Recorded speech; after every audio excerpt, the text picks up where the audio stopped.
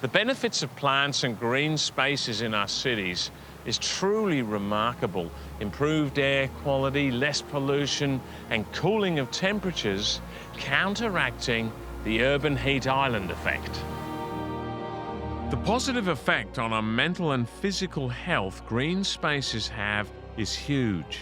Just getting out and enjoying nature and some fresh air lifts your spirits, and throw in some exercise and your health improves massively.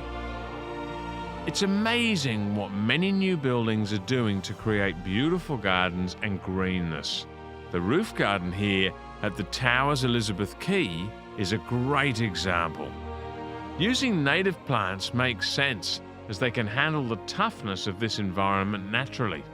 Coastal native shrubs and grasses will take windy conditions in their stride, as well as handling hot, dry conditions.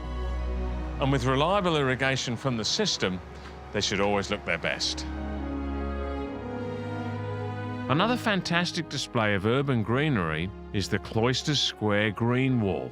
The living work of art and plant selection is key to creating these waves and different shades of green.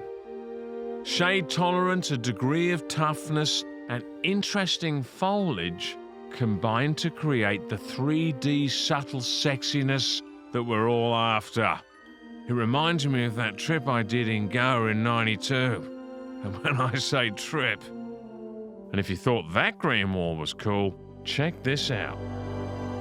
So this is a really impressive wall, Julian. How did you go about building it? It doesn't look like the sort of thing you'd get from your local hardware store.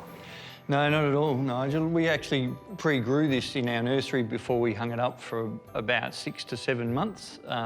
It's a lightweight vertical garden system that we use that has lots of pockets through each panel. So each panel's about 1.5 metres by about 900 mil high, and it means we can grow all of the panels out before we actually bring the product to site. So when the wall comes to site, it's already pre-grown, the roots have established into the panels, and then we hang them up on an aluminium frame system.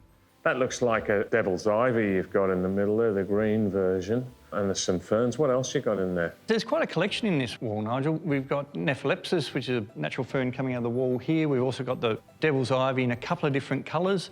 There's also the spider plant, the chlorophytum, and they're all really growing well together now and just starting to mix together into the wall to become one big habitat on this big concrete wall in this apartment building.